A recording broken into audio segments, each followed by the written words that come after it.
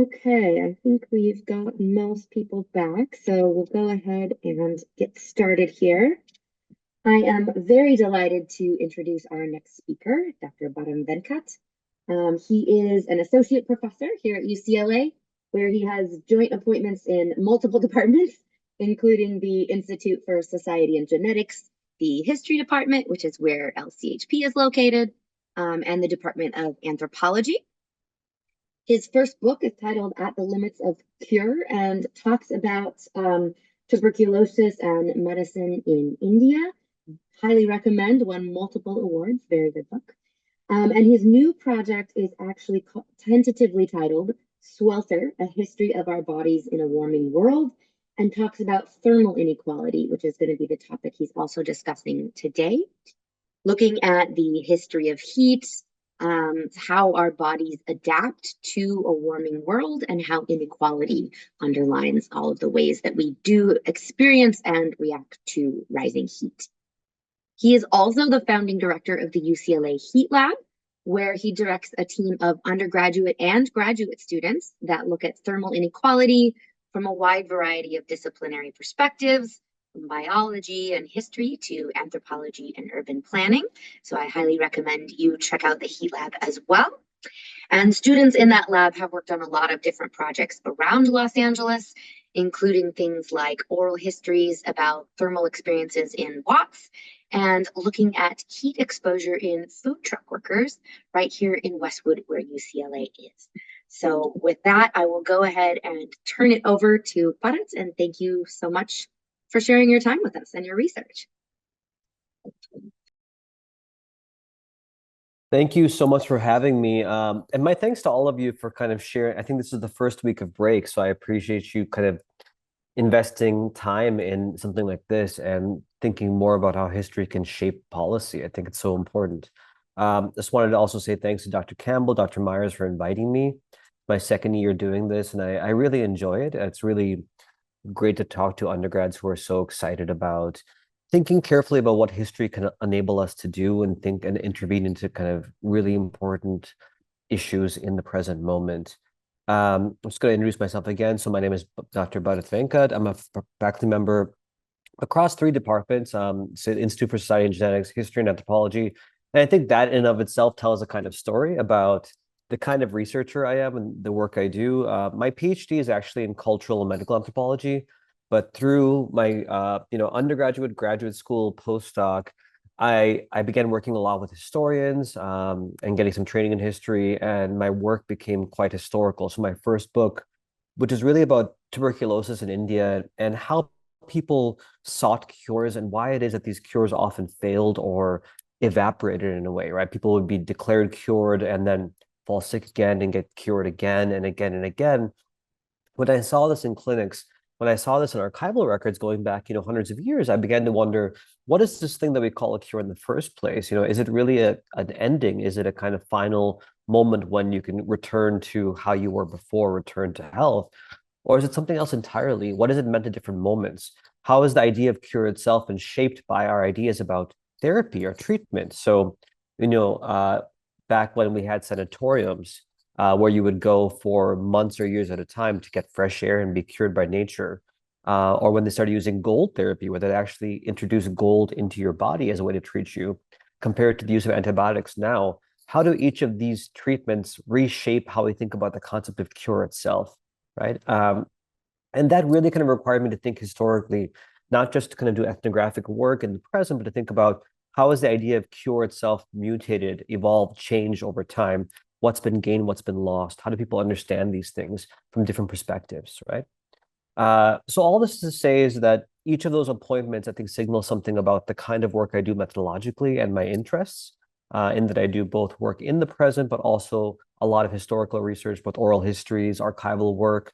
And I'm also really interested in questions of health, medicine, biology, illness, and so on. So, my commitment to interdisciplinary work includes a really strong focus on both history and historical methods. I'm going to be trying to navigate multiple screens right now. So I have my Zoom screen, I have my slides, I have my notes. And so if you have any questions along the way, please feel free to just shout them out. I might not see the chat, so or you can raise your hand, and Dr. Campbell might notice and be able to kind of call on you. But feel free to interrupt me. I don't mind at all, and I kind of love it. Otherwise, we can kind of do a Q&A at the end. So moving on to our next slide. So I have three goals for today. I want to start off by telling you a bit about how I came to study heat and what I've learned by studying heat, both about heat itself, but also methodologically. And I want to talk specifically about the kinds of methods I've used, right? And what it kind of means to do historical research.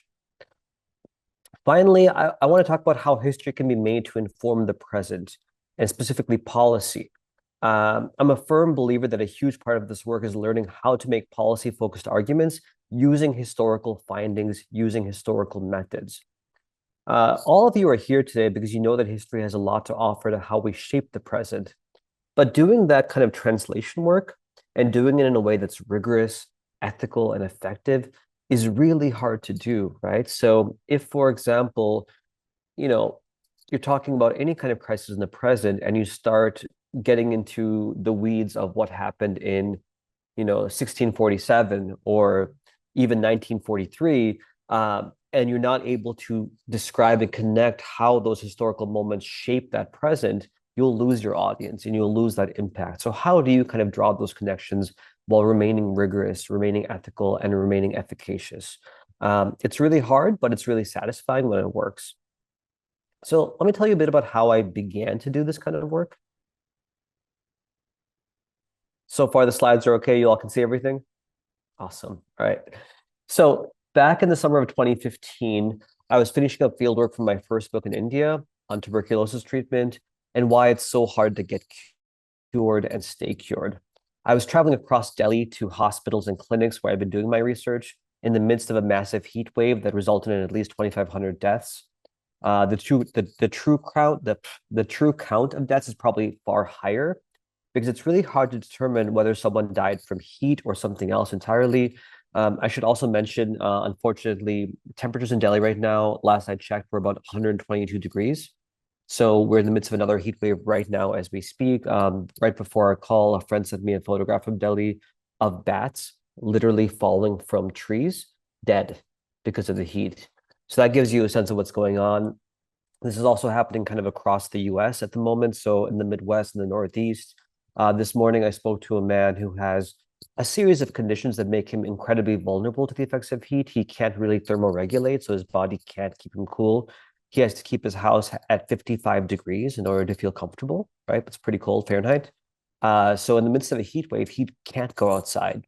He's told me that he just can't leave the house until this is over. When he has to get groceries, he goes out to the 124-hour grocery store around midnight. So he literally plans grocery trips at the middle of the night in order to be able to get outside. So obviously, this is kind of a problem that is very much present in our faces.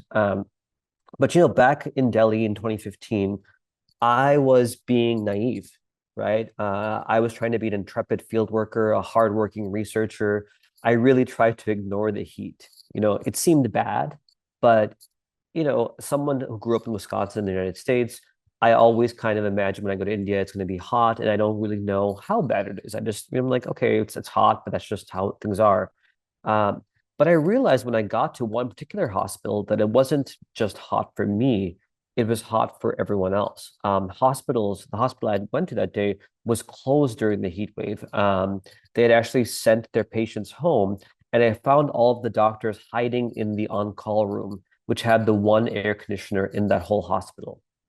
And it just kind of, it struck me, I was like, this isn't just uncomfortable, irritating heat. This is life-threatening. This is dangerous. This is shutting down hospitals. So it's not even just the direct effects of heat, but also the indirect effects, right? This is a largely a tuberculosis hospital. So what you're kind of seeing is the knock-on effects of how, and we saw this during the pandemic as well, is that one thing can shut down our kind of crucial infrastructure, whether it be transportation, medicine, supply chains, et cetera, and there's knock-on health effects. So in this case, the heat wave was affecting people's access to getting tuberculosis treatment, but it was also affecting them directly in terms of their own health because of the impacts of heat. What I soon learned was that heat shapes kind of every aspect of life during heat waves, but also generally in tropical places. That shapes what you wear, what you drink and eat, where you go and when you go there. So I would learn, for example, that even when it was normally hot, patients would come really early in the morning or late in the evening, and that's what doctors preferred. During the middle of the day, they would often take breaks or have a kind of siesta, right? People would wear kind of loose-fitting clothes that allowed the air to kind of move through them to kind of breathe. They drink a lot of water and carry water with them at all times. So I kind of began to understand that heat was not simply this background issue, but it was one that was pressing and important and shaped everyday life, both in ordinary circumstances, but also under extreme conditions. So case in point, these are two images from the NASA Landsat satellite. This is an invaluable source of climate-related data. These images are of a lake called Pura Lake. It's the main rain-fed reservoir in the South Indian state of Tamil Nadu, where I do a lot of my research. The photo on the left is from May 31st, 2018. The photo on the right, I believe it's the same left and right for you as well, yeah, is from June 19th, 2019, so about 1 year later. What you can see from these images is that the effects of extreme heat are already present, they're already serious, and they're compounded by things like the failure of the monsoon. And in fact, according to a recent study, there have been over 700 heat waves in India over the last 50 years, which have taken more than 17,000 lives. So this is between 1971 and 2019. So in 2019, in fact, I moved to my current position here at UCLA, so it's been about 5 years, where I began to experience heat waves here in Los Angeles like clockwork year after year. And this motivated me to consider how I could study heat as a trans-regional and comparative phenomenon, but one that was not evenly distributed, right? Some places get hotter than others, some places get hotter at different times.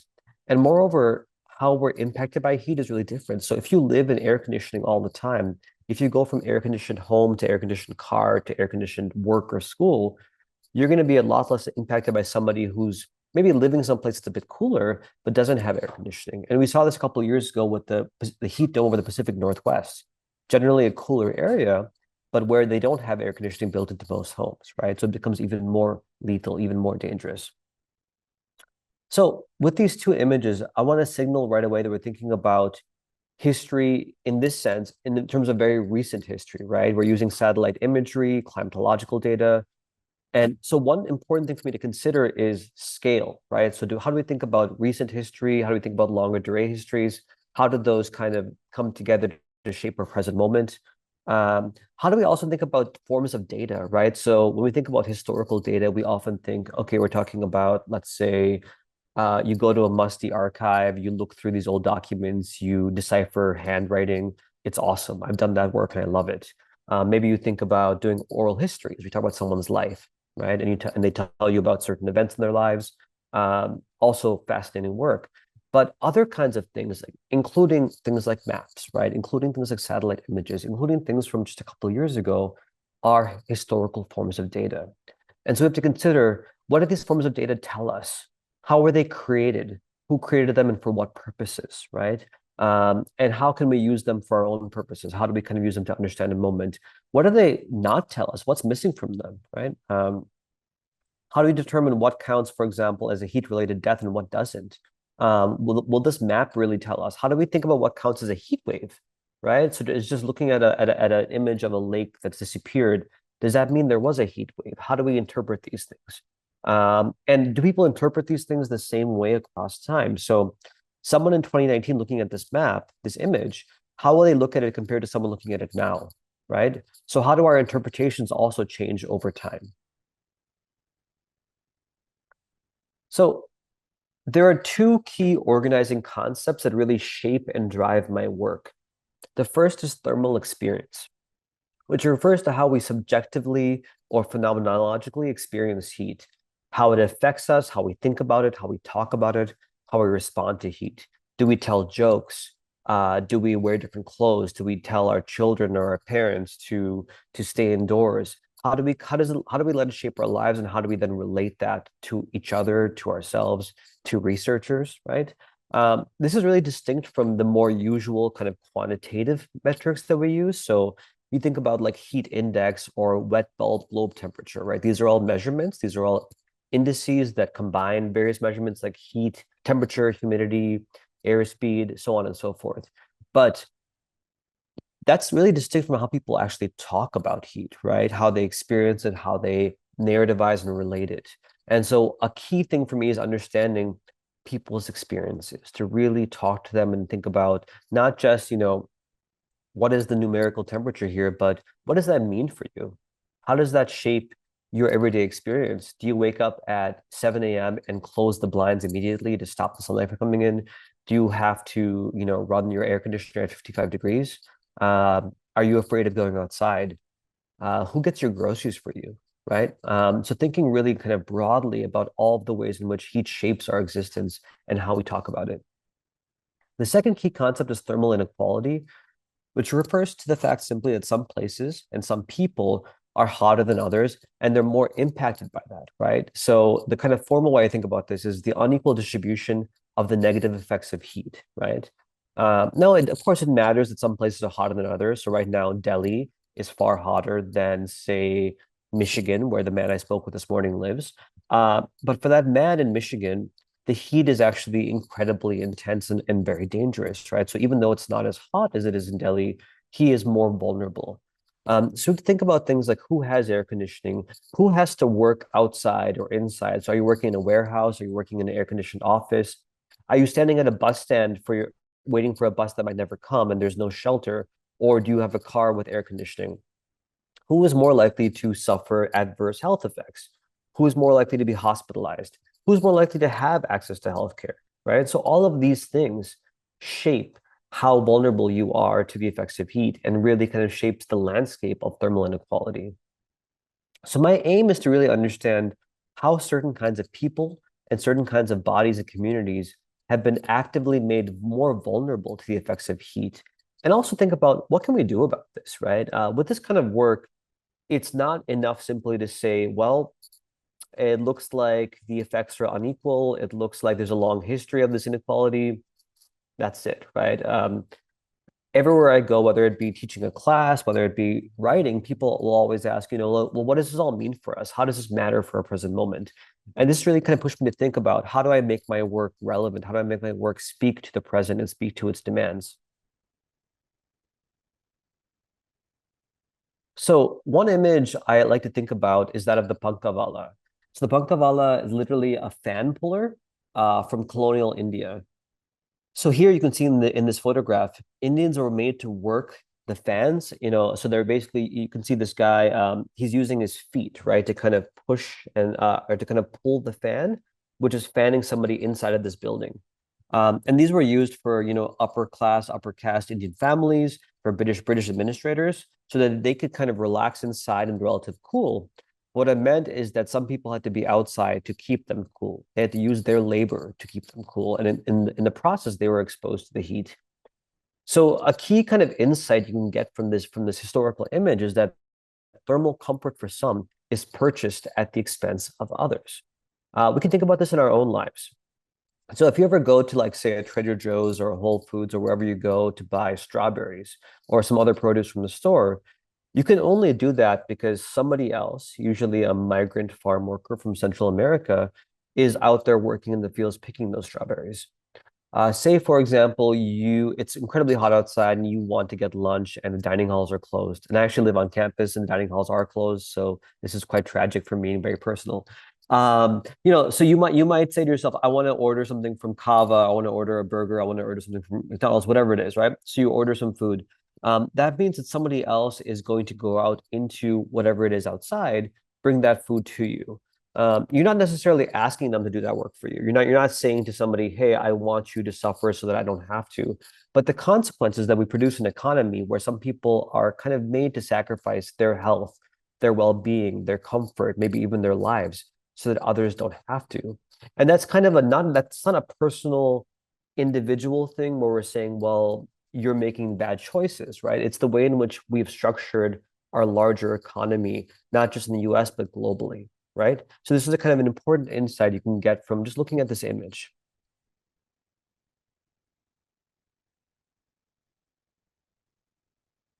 So another important aspect of thermal inequality is that downstream effects that don't look to be heat related at first glance often are, right? So these things that you might not think of as being heat related, like hospital closures, often have a heat related kind of cause. So here you see an image of Aedes aegypti, which is a vector for Zika, chikungunya, yellow fever, and dengue. As certain parts of the world get warmer, the geographic range of these mosquitoes is changing. What this means is that infectious diseases are possibly increasing as a result of increasing temperatures, right? But not in the same way, not for everybody, but often in these kinds of really unexpected places. So, an important thing to keep in mind is that as our epidemiological landscapes are shifting, many of these diseases, like chikungunya, Zika, yellow fever, that we thought were quote unquote tropical diseases, so much so that you had entire kind of institutions built around them. You had whole institutions devoted to tropical disease. Most famously in London, you had the London School of Tropical Medicine at the end of the 19th century. Those kinds of institutions no longer make sense for where we're finding these diseases now, right? So suddenly you have malaria, chikungunya, Zika in the south of France. You have it in Britain, right? So suddenly the center of empire, which was temperate and cool, becomes warmed up and becomes vulnerable to quote tropical diseases. Ironically, a lot of the efforts of 19th century medicine around tropical medicine were really to help hold on to the empire, to hold on to all of these colonies, to make it possible for British soldiers, administrators to survive all of these kinds of quote unquote tropical diseases. And now these diseases are literally in England, in France. So the tropics have, in a sense, moved to the historical centers of empire. So to understand all of this, we have to understand the kind of longer shift in the history of medicine. We have to understand how tropical medicine emerged in the first place and how the tropic itself has moved over time alongside climate change.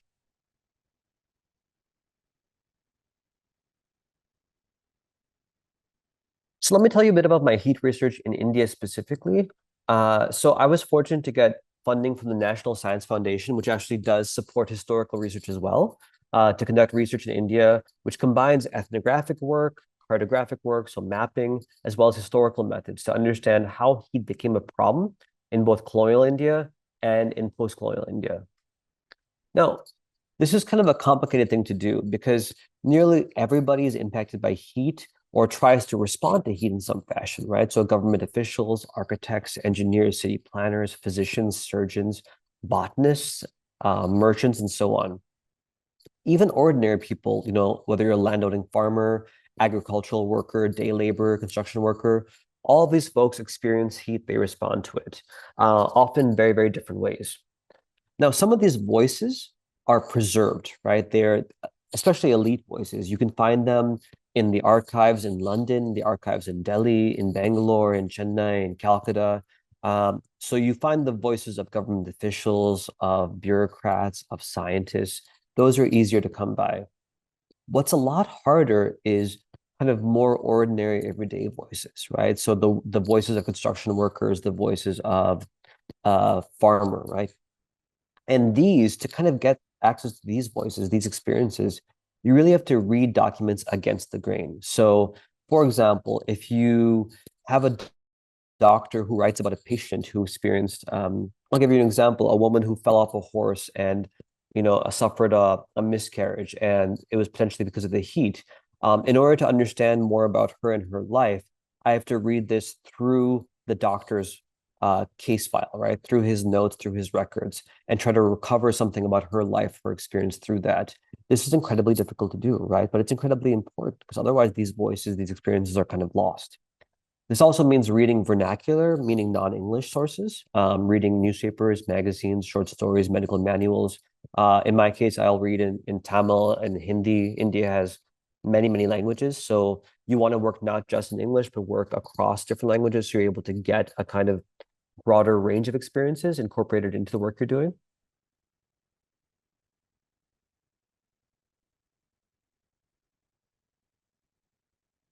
Another part of this work involves using oral histories to understand how people experience the changing climate, how it's reshaped their lives, and how they're responding to it.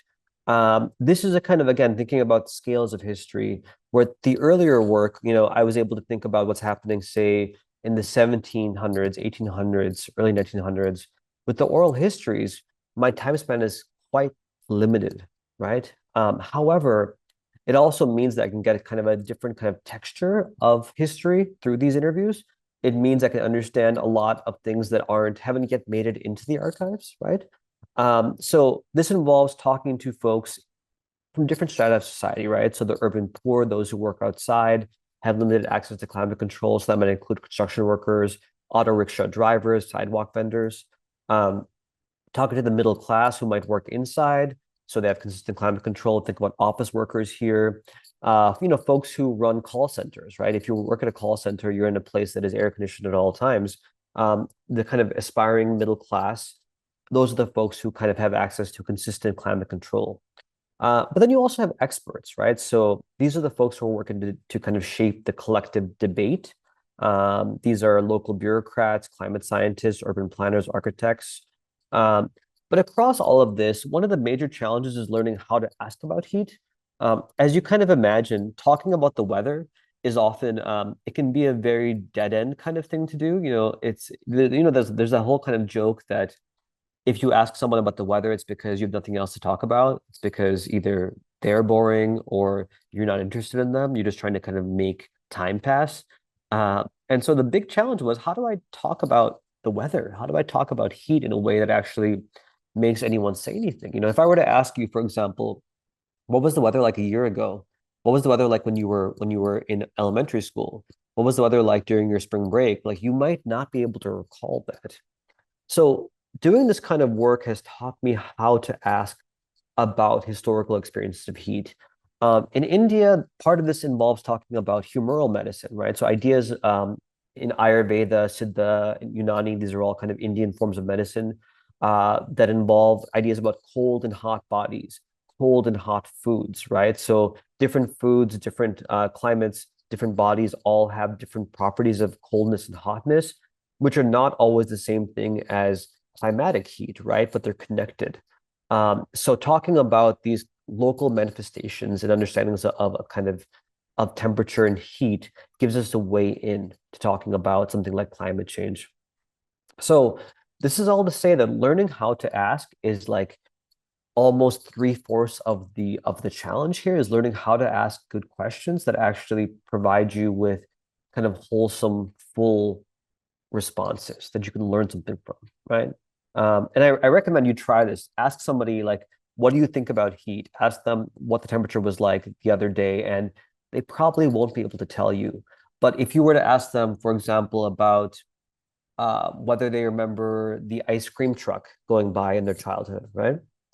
Then they'll be like, oh yeah, I remember that it used to get so hot during the summers. And so the ice cream man would drive by playing that song, and then I'd run outside and use my pocket change to buy an ice cream to stay cool, right? Or I remember that we used to knock over the fire hydrant so that water would come out because we had no air conditioning at home. That was the best way to stay cool, right? Then the cops would come, and that was the whole thing. So it's really about finding those key signal kind of images or figures or moments that you can then draw upon to get a bigger story around something like climate or weather, right?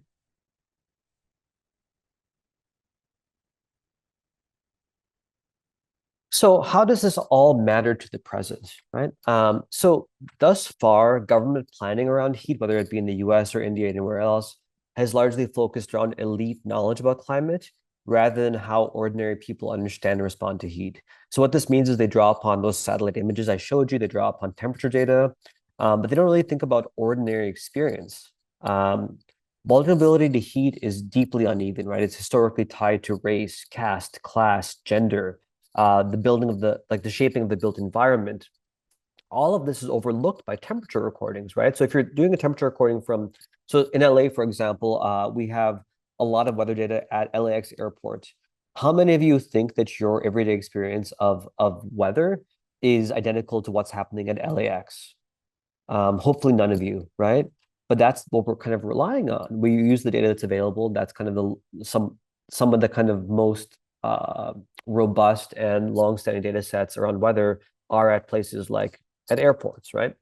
Um, so oftentimes, ordinary everyday experience is left out of policy conversations. This is also true in the healthcare system, right? So Heat-related illnesses are often invisible in contemporary India, but also in the US. Doctors don't see it, right? Doctors will, for example, when they see a patient come in who is, say, working class and is having a heart attack, they'll assume, yeah, he's having a heart attack. That's all there is to the story. But in fact, heat-related illness can often look like heart attack. It can exacerbate heart-related symptoms. It can cause strokes. It can cause increases in mental illness. It can cause problems with sleep and concentration. It can cause problems with diabetes. Like you have all of these other conditions that are piggybacked on, right, when it comes to heat. And so it's really, really hard to see. It's hard to notice. And the way in which we make it more noticeable is by telling certain kinds of stories, right? So if you think about, there was a big heat wave in Chicago.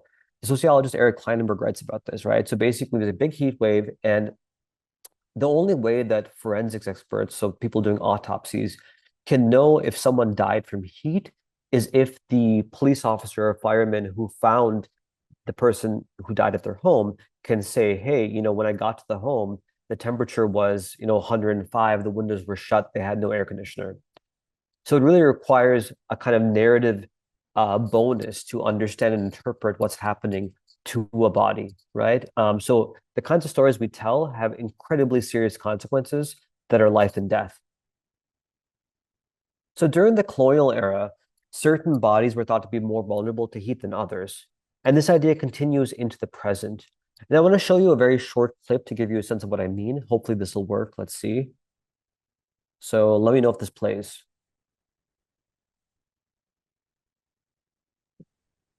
It's playing, but we can't hear sound. Is that okay? Sorry, is that okay? We can see it, but there's no sound. Is that Oh, all there's no right? sound? Okay. Yeah, but we So can I can see just it. So narrate for you. Basically, they're just playing music. They're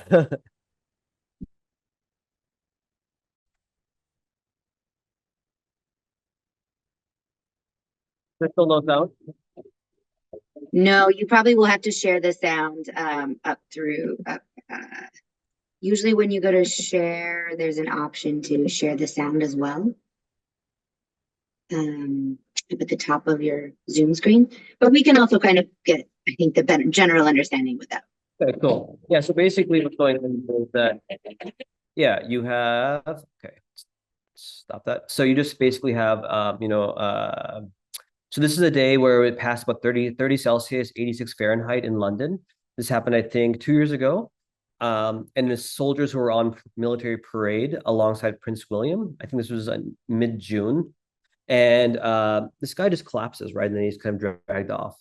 And it becomes a kind of meme on social media. And there's a ton of reactions on Twitter. I don't know if folks are still on Twitter these days. Let me see if I can get, okay, so it becomes a whole thing on Twitter. And a lot of folks in India see this and they just think it's hilarious. And they start asking, how did the British conquer India and so much of the tropical world? How did they colonize so much of Latin America, Africa, Asia, if they couldn't stand the heat? And this gets asked over and over. This got asked. So even yesterday, the same kind of joke started coming up, right? Because of the 122-degree weather in India right now. And I decided to kind of wade into this, right? And so what I was kind of seeing on social media is people were saying the British are very sensitive. They're biologically less able to withstand the heat, or perhaps they're not, and this is all just propaganda. So I decided to use Twitter as a way to engage in these conversations. And I explained that, the British were in fact concerned about heat in the tropics from the very beginning. It was a huge deal. It shaped everything they did. It shaped, how many soldiers they had on the ground, how many administrators. It shaped their policy of having people kind of go back and forth to get out of the heat. It shaped when they traveled, it shaped what they wore, what they drank, what they ate. It shaped their use of hill stations where they actually go off on vacations into the hills to cool down, right? So it really was central to how colonialism worked in India and across the tropical world. But it also led to a really deeply racialized understanding of who is vulnerable to heat and who is not. And these ideas continue to shape our conversations about heat exposure into the present day. So, this to my mind is a kind of example of a very fun sometimes way of engaging around really serious conversations in the present. There's so much public discourse on social media. Oftentimes it's just not great and you want to stay away from it at all costs. But there are moments when you have an opportunity to kind of set the records straight, to draw upon historical evidence, to kind of show that, these ideas about racialized difference and vulnerability are long-standing. And we're often kind of repeating these discourses without understanding their sources, understanding how they've evolved over time. So I want to turn now to my work in the US. So in early 2020, just before the pandemic started, I guess, right? Yeah, I founded the UCLA Heat Lab, which is a group of about 20 students who have taken on a variety of projects focused on heat from an interdisciplinary perspective. These projects evolve out of a combination of my own interests and those of my students. And this is something that I really kind of want to underscore. I believe that research that's done, if you're bored of a topic, if you don't find it interesting, you're going to do bad work. It's just there's no other way around it, right? If you're dragging yourself to finish some project, if you're dragging yourself to do the research on something, if you don't have the curiosity about it, it's just not going to turn out the way you want to turn out, right? So curiosity is so central to good research work. And so I wanted to kind of walk you all through a quick fire exercise, which is really a compressed form of what we do in my lab. So as I mentioned, students develop their own projects. So when they ask me, what should I study? I always say to them, as long as it's heat related, I'm pretty open about this, right? So I begin by asking them, what are you curious about? What are you interested in? What will keep you invested and excited over the long term? What will feel less like work and more like play or pleasure because you're so engaged by it? And I recommend kind of thinking broadly. So to give you an example, combinations are really a good way to start this. So a student I have is an athlete and interested in sports. And so they said, well, what about like sports and heat? Is that a good combination or something there? So I want you all to think about this for just a second. I want you to like throw into the chat 3 quick ideas, 3 quick combinations. Doesn't have to be about heat, it can be about anything at all, right? But just like combinations of things you're interested in. So just take about a minute or two and go ahead and do that right now.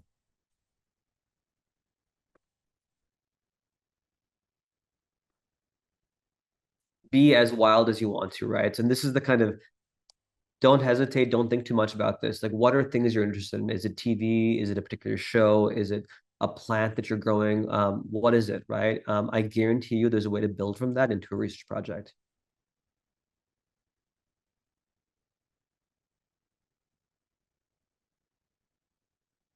Do folks have access to the chat? Okay, I'm just going to wait it out. I think probably everyone's just thinking for a minute. Yeah, here we go. Okay, great. So Texas blizzard, homelessness and heat, incarceration and heat, community housing development, architectural design, RE investing, racial wealth gap, gender-based gap, ending homelessness. A lot of interest in housing. That's awesome. Video games, violence, inequality. Yep. Coffee. I love, yeah. Eclectic societies, writing, fiction, data privacy, policy, health, economic gap and heat. Okay. Menopause and heat. Absolutely. Epistemology, politics, social inequality. Great. Okay. So this might seem random at this point, right? And I promise you there's a method to my madness here. Eugenics, LGBTQ health, reproductive education. So I'm going to move on to the next slide real quick. So the next step for me in this process, I just saw Swiss cheese. That sounds cool. So is thinking about what are the sources that are, or what kind of data you need, what kind of information, what kind of sources you need. Another way to put this is what questions you need answered to begin to answer your questions, right? So let's take, for example, the question, how did athletes adjust to playing in different climates before we knew about climate change, right? So we need data about what was the weather like before we knew about climate change. We need data about sporting events. We need stories from athletes. We need their first person kind of narratives and their kinds of testimonials. We might need to we need to learn about sports medicine. What was sports medicine like before climate change, right? So we need to think about all of these things. So this is all the stuff that we don't know much about, but we kind of would like to. We have a sense of the universe of things that would be maybe helpful, right? I'm going to jump over as I know I'm going a little bit slow, so I'm just going to keep moving forward. Um, and then you can ask at that point, what do you need in terms of data information sources to get to those kinds of answers, right? So would you look, for example, at a sports archive? Would you do oral histories with athletes and coaches? Would you find publicly available climate data? Would you ask experts? Is there a sports medicine program at UCLA? In fact, there is. Is there a Center for History and Policy? In fact, there is, right? So like, who can you go to kind of help you get on the right track here? So this, in a kind of nutshell, is how we begin our projects. They really start from curiosity, from things that appear incredibly random and have, you're like, how does this have to do with history? How does this have to do with research? And you kind of go from there to begin asking questions, figuring out what you would like to know, what you might like to understand, and then to go from there to think about what are the sources available, what forms of data might be around, right? The last part that I should have mentioned, this is very important, is who do you want to communicate your findings to and how? What kind of change do you want to see in the world? So I'm using the sports example because this is actually something that we've talked about in the lab. So UCLA has some of the best athletes in the world. We have Olympians here. And one of the questions we were asked is, for athletes who are forced to kind of travel around, they're going to play games both here at UCLA, but they have to travel to Austin, Texas, or Arkansas, or Arizona, or wherever it is. How long do they need to acclimatize to the kind of new climatic condition? So if you're going from LA to somewhere really hot and dry, do you need to arrive a week earlier, right? If so, how do you kind of make that happen? And so this requires really thinking about not just the research, but how do you get that? How do you communicate that? So does that mean talking directly to athletes and coaches? Does that mean writing an op-ed in the Daily Bruin so that they see that, the administrators see that? So what is your kind of end output? How do you want to communicate what you found and make sure that it has an impact in the world, right? And this is equally an important part of the research process, is thinking about that output. Sometimes students assume that the best, most obvious output is like a peer-reviewed paper or co-authoring with with a professor, and that can be great, but also that can be really limiting, right? Dr. Campbell, Dr. Myers, and I can tell you, you spend 2 years writing a peer-reviewed paper, and no one reads it, not even your parents, right? Especially not your parents, right? They're not interested. But you write like an op-ed, and suddenly next day you're having phone calls from TV news saying, "Hey, let's talk about this," right? Because suddenly you're helping shape public conversation, public discourse, right? So at this point, then you have a rough outline for a research project. And this is basically what we would do in the heat lab, often stretched out over months, quarters, even years. I've had students with me for the entirety of their undergraduate education. So they really might spend 4 years developing and working on one project, right? Every project has its own timeline. Some can be done quickly, some can't. But oftentimes, you don't really know how long it'll take, right? Projects have, in a sense, a life of their own. So I want to focus for a moment on two LA-based projects I've been doing with the lab that underscore how thermal inequality is tied to both race and class. These projects also show you how students develop their own projects that utilize historical methods. So the first was focused on occupational thermal environments. So that is the heat you experience at work, right? So during the height of the pandemic, food trucks became a really important source of meals for students at UCLA because indoor dining halls closed down.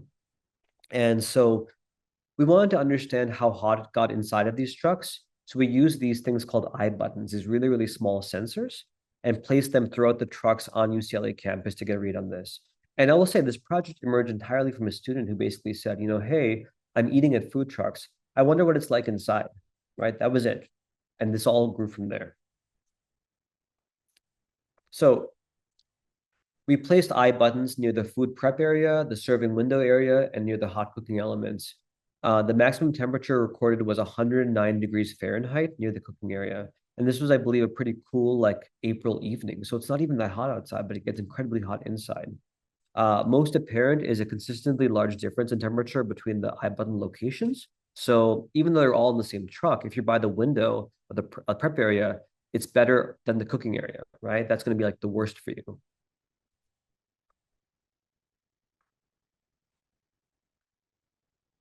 So what produced these conditions? Part of it has to do with outdoor temperature. So obviously on a hotter night or a hotter day, it's going to be hotter inside. Part of it has to do with body heat. So if you have, say, one worker versus two or three, maybe like a hotter inside. However, if you're also just one worker, maybe you're doing more work, so your body's producing heat itself. There's also the heat produced by cooking elements, right?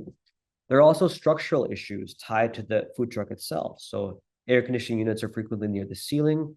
So workers would complain to us that the cold air flows directly out through the exhaust vents. The back doors were often kept closed, in part because workers were worried about being robbed or assaulted, but primarily because there's food safety regulations that don't let you leave that back door open, right? So they're worried about flies or dust coming in and contaminating your food. So there's a real tension here between how regulators thought about food safety and occupational health. The health of the customer became more important than the health of the workers. Right? Oh, sorry. I think I just skipped a slide. There we go. So beyond kind of just getting temperature measurements, we also did oral histories and interviews with people to understand what's going on inside of these trucks. Workers told us they frequently worked alone or in pairs, so taking a break could be really difficult. They often worked several hours in a row without a break in the heat. One food truck worker told us it gets to the point where you just feel nauseous, and what's happening is you're forcing yourself to drink water even when you're not thirsty. Your stomach hurts. Sometimes you get sick to your stomach because you're really, really hot. But workers also spoke to us about their grit and their ability to endure these conditions. We heard from a few food truck workers and owners, from owners that they hired people who they thought could, quote, take the heat. And so we asked them, like, what does that mean? Who can take the heat and who can't? And what we heard repeatedly was that Black, Latinx, Asian American workers were thought to be more heat resilient, and white workers tended to, faint on the job on the first day. We also talked to workers. We said, is this true? Is there a kind of racial difference? And they told us, yeah. They said, a worker from Mexico said, my family's Mexican and we're Mexican and we can do this kind of hard work in the heat. We're fine like this. He told us he could go through an 8-hour shift with no breaks and he had no problem, right? Now I'll tell you, like from wearing the kind of biology hat on, this isn't true, right? There is no kind of racialized resilience to heat at a biological level. But this idea is incredibly powerful and persistent, and it's an old idea. It's one that was used to justify slavery, the idea that Black folks were more biologically primed to work in fields, whereas white folks were biologically primed to be overseers because they're so much more vulnerable to the heat, right? So this kind of logic that animated slavery, that kind of justified it, is still present, is still, active in the present moment. And we can trace this history throughout, right? So thinking about Filipino plantation workers in Hawaii, Black folks in the automotive industry in Detroit, Latinx folks working in fields in California. All of this is often justified through this kind of resort to a kind of racialized idea about vulnerability to heat that has really kind of deep historical antecedents, right? So we can kind of trace this and understand it's not simply that folks in the present have this kind of idea that is crazy or incorrect. It's that this idea has had legs for a very, very long time. So I know I'm running a little bit short on time, so I want to kind of turn briefly to another project. This is involving the lab as well as two colleagues at UCLA, Kelly Turner and Mark Vestal. This is focused in Watts, a primarily Black and Latinx neighborhood, where temperatures are about 5 degrees hotter than the city average. So an important thing to know about Watts is that it's an area that has been affected by legacy of redlining. Redlined areas, especially those that remain home to large brown and Black communities, tend to be hotter than nearby white areas. So this is a really unfortunate example of how thermal inequality tends to build on pre-existing forms of inequality. So in this case, inequality premised on race and class becomes the kind of bedrock for climate-related inequality. Decades of disinvestment have resulted in communities of color in Watts living in an area with more concrete, far less green space, and less shade than their white counterparts. And this means that these areas are far hotter. Most of the people who live in Watts are also renters, which means they have less control over the thermal conditions of their homes, right? So LA has no right to cooling, which means that if you're a renter, anybody here like live in a place where they're renting with no air conditioning right now? Quick show of hands, yeah, a few folks. Okay, this is a common thing, right? Across LA, across much of the US, you don't have a right to cooling. So if you're a renter, if you're a low-income renter, you're kind of out of luck, right? So we're still in the process of learning, analyzing our interviews. But what we kind of learned is that experiences of kind of distressing experiences from heat are pretty common. We heard about a woman telling us that her son fainted on the playground. We've heard that playgrounds in Watts are some of the hottest, across the county because again, there's no shelter. It's often asphalt. There's no green area. Bus shelters often have no shade. So even if you're waiting for a bus, you have to wait for a very long time. If you try to walk, there's often few trees. All of this is kind of a legacy of redlining. It's a legacy of kind of policies around home ownership, policies around kind of investment, disinvestment, policies around policing that have, a century-long kind of historical antecedent. So to understand why Watts is hot now, you have to understand how Watts became hot in the first place. You have to understand why certain trees were planted or not planted, why asphalt was used and not, say, grass, understanding why people can't afford to own their own homes, right? And all of that requires historical analysis. During our interviews, we heard repeatedly about the lack of access to cooling technologies in people's homes. So this is a picture of Jordan Downs, which is a public housing unit built during World War II. And these units don't have air conditioning. There's been a promise by the city that they're going to like fix this, but it's still in process. But even if you have air conditioning, oftentimes that's not even enough, right? So people told us, folks would buy their own air conditioning units and then they wouldn't use them. And we asked them, why aren't you using this? Isn't it super hot? Isn't this uncomfortable? And they said, well, we can't afford it. We got to choose between paying for dinner or paying for the energy bill to get air conditioning. And so you're making really kind of serious life and death choices with limited income. And I asked, an LA County, LA City Council member, can you do something about this? Can you subsidize, cooling bills? And he kind of said, my fellow city council members won't pay for this because cooling is not a big problem in, say, Santa Monica or in Beverly Hills. Folks there can afford it, right? So they're not going to want to spend their tax money on providing subsidized cooling and energy bills for someone in Jordan Downs in public housing, right?